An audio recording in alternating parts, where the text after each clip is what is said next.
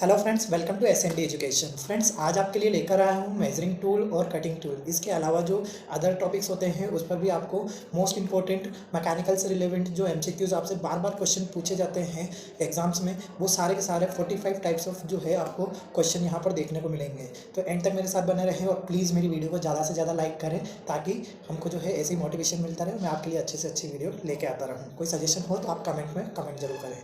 पहला क्वेश्चन है, टेप केवल डैश काटते हैं कि टेप जो कि आजकल मशीन्स आने लगी है जिससे कि हम थ्रेड्स को काटते हैं तो इंटरनल थ्रेड्स को काटती है।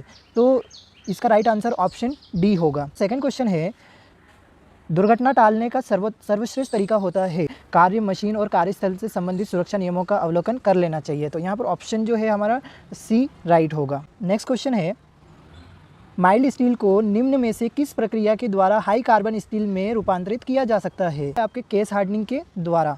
तो ऑप्शन जो है वो सी राइट होगा। ठीक है, और इसी के साथ में जो हमारा फोर्थ क्वेश्चन है, दुर्घटना होती है तो अनियोजित और अनियंत्रित अनचाही तो दुर्घटना हर प्रकार की हो सकती है। तो ऑप्शन डी राइट होगा। फिफ्थ क्वेश्चन, एक एंगस्ट्रॉम कितने के बराबर होता है? आपके 10⁻⁻10 मीटर। ठीक है, तो ये बहुत ही इंपॉर्टेंट क्वेश्चन है, कई बार क्वेश्चन जो है ये एग्जाम में पूछ लिया जाता है।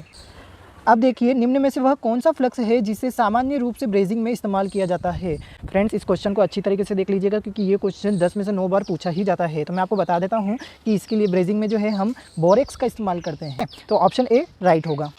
इसी के साथ में जो 7वां क्वेश्चन है, धातुओं का अच्छी वेल्डेबिलिटी के आधार पर अवरोही क्रम करना है घटते क्रम में। तो वहाँ पर आपके cast steel, iron, carbon steel और कास्ट आयरन, ये जो क्रम है यहाँ पर वो बिल्कुल आपके लिए सूटेबल राइट पड़ेगा। ऐसा भी ध्यान रख सकते हैं कि जो आपके कास्ट आयरन होता है वो भंगुर होता है तो सबसे एंडिंग में उसकी जो है आएगा ऑप्शन। तो ऑप्शन जो है ए राइट हो जाएगा। देखिए 8th क्वेश्चन जो है, वह मात्रा जिसका शाफ्ट का वास्तविक आकार किसी असेंबली में मेटिंग हॉल के वास्तविक आकार से कम होता है डैश कहलाता है। हम क्लियरेंस कहते हैं फ्रेंड्स। तो ऑप्शन ए जो है वो बिल्कुल राइट होगा। 9th जो क्वेश्चन है, निम्न में से कौन सा विकल्प प्लास्टिक वेल्डिंग का उदाहरण है? तो यहाँ पर जो आपके राइट आंसर होगा वो होता है फोर्ज वेल्डिंग। तो 10th क्वेश्चन है, निम्न में से क्या मेजरमेंट का लाइन स्टैंडर्ड है? ऑप्शन आपके होगा right, measuring tape. 11th question है, वर्नियर माइक्रोमीटर का अल्पतमांक डैश होता है? तो ऑप्शन डी जो है वो बिल्कुल राइट होगा, 0.001। ठीक है, एग्जैक्ट होगा। तो हमारा 12th क्वेश्चन है, कर्व कटिंग के लिए कौन सी सो उपयुक्त होती है? वो होता है ऑप्शन डी, कंपास सो। ड्रिल में HSS का क्या अर्थ होता है? यहाँ पर HSS का जो मीनिंग होता है वो होता है हाई स्पीड स्टील, जो कि एक मटेरियल है। तो ऑप्शन बी जो है वो बिल्कुल राइट होगा। 14th क्वेश्चन है, वर्नियर हाइट गेज के किस भाग पर मुख्य स्केल होता है? तो जो मुख्य स्केल होता है फ्रेंड्स वो होता है आपके बीम पर। तो ऑप्शन डी जो है वो बिल्कुल राइट होगा। 15th क्वेश्चन है, डैश भाग के आकार की दो सीमाओं के अंतर के बराबर होता है? दो सीमाओं के अंतर को जो है हम यहाँ पर टॉलरेंस कहते हैं। तो ऑप्शन ए जो है वो बिल्कुल राइट होगा। 16th क्वेश्चन है, लेथ लेड स्क्रू डैश से बना होता है हाई कार्बन स्टील का? तो ऑप्शन ए बिल्कुल राइट होगा। जो हमारा 17th क्वेश्चन है, डैश ड्रिल वे सामान्य कटिंग टूल हैं जिनका उपयोग ड्रिलिंग मशीनों के साथ किया जाता है? ऑप्शन बी होगा, ट्विस्ट ड्रिल वे सामान्य कटिंग टूल होते हैं जिनका उपयोग ड्रिलिंग मशीनों के साथ किया जाता है। हमारा 18th क्वेश्चन है, निम्न में से किस प्रक्रिया में ऊष्मा को ब्लैक स्मिथ फायर द्वारा उत्पन्न किया जाता है? ब्लैक स्मिथ के द्वारा जो है फोर्ज वेल्डिंग होता है फ्रेंड्स। अब क्वेश्चन नंबर 19 की बात करें तो वी ब्लॉक का उपयोग जो है गोल छड़ों को पकड़ने के लिए किया जाता है। इसमें एक वी ग्रू होता है जो सामान्य रूप से डैश होता है। आपके वी ब्लॉक में जो गोल छड़ों को पकड़ने के लिए वी ग्रू होता है वो 90 डिग्री का होता है। तो ऑप्शन जो है हमारा सी राइट हो। क्वेश्चन नंबर 20 है, निम्न में से किसका उपयोग कोणों के मापन के लिए नहीं किया जाता है? तो यहाँ जो है ऑप्टिकल प्लेट्स जो होती है कोणों के मापन के लिए इस्तेमाल नहीं होता है। ऑप्शन जो है वो डी राइट होगा। कौन सी विशेषताएं लाने के लिए स्टील की एनिलिंग की जाती है? ओके, डक्टिलिटी राइट आंसर होगा।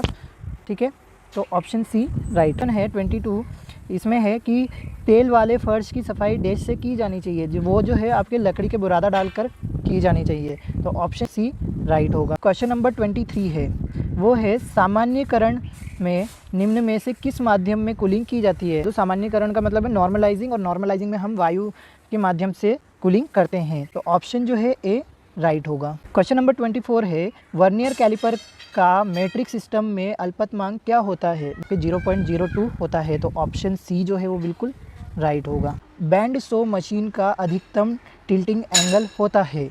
Option D 50।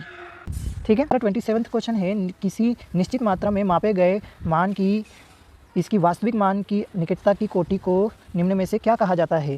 तो फ्रेंड्स इसको जो है हम परिशुद्धता कहते हैं, राइट होगा।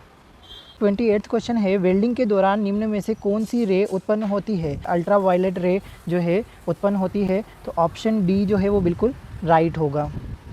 निम्न में से क्या रिवेट का मुख्य भाग नहीं है? ग्रेड ये नहीं होता है, तो ऑप्शन डी राइट होगा। 30 क्वेश्चन है, आग निम्न में से किसका संयोजन होती है? ईंधन, ऊष्मा और ऑक्सीजन का।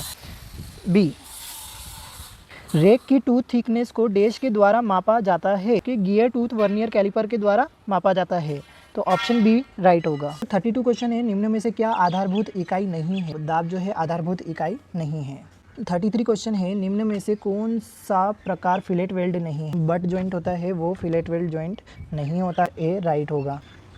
34, निम्न में से कौन सा यूनिट सिस्टम अंतर्राष्ट्रीय स्तर पर प्रचलित तथा स्वीकार्य है? वो एसआई जो है अंतर्राष्ट्रीय सिस्टम होता है। अब जो 35 क्वेश्चन है, वर्क के सरफेस पर कटिंग टूल के मूवमेंट के कारण बनी आकृति क्या कहलाती है? सरफेस टेक्सचर बोलते हैं, तो ऑप्शन जो है यहाँ पर सी राइट होगा।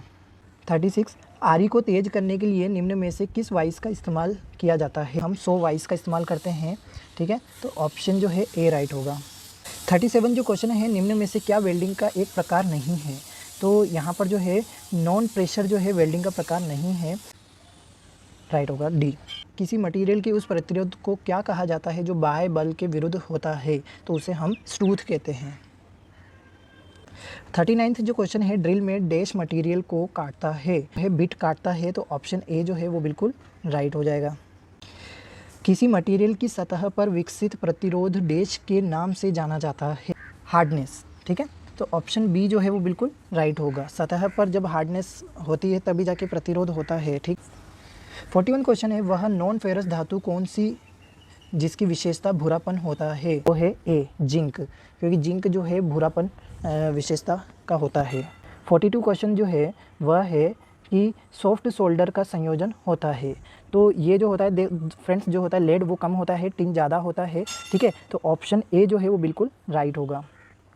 सॉफ्ट सोल्डर में लेड 37% होता है, टिन जो होता है 63%। अब जो 43 क्वेश्चन है, आपको एल्यूमिनियम के एक ब्लॉक को स्मूथ फिनिशिंग करने के लिए फाइल करना है, इसके लिए निम्न में से कौन सा फाइल जो है फाइल कट जो है वो सर्वाधिक उपयुक्त रहेगा? इसलिए हमको डबल कट जो होता है वो बिल्कुल सूटेबल होता है, तो ऑप्शन ए राइट होगा। नेक्स्ट क्वेश्चन है, किसी मटेरियल की स्थिर भार तथा विविध तापमान के कारण एक समय के बाद होने वाली स्थायी विकृति को क्या कहा जाता है? तो एक लंबे समय के बाद में जब विकृति आती है तो उसे हम कहते हैं क्रीप, तो ऑप्शन डी जो है वो बिल्कुल राइट होगा। अब जो 45 क्वेश्चन है, सामान्य उद्देश्य ड्रिल का कटिंग एंगल कितना होता है? 118 डिग्री होता है, डी राइट होगा।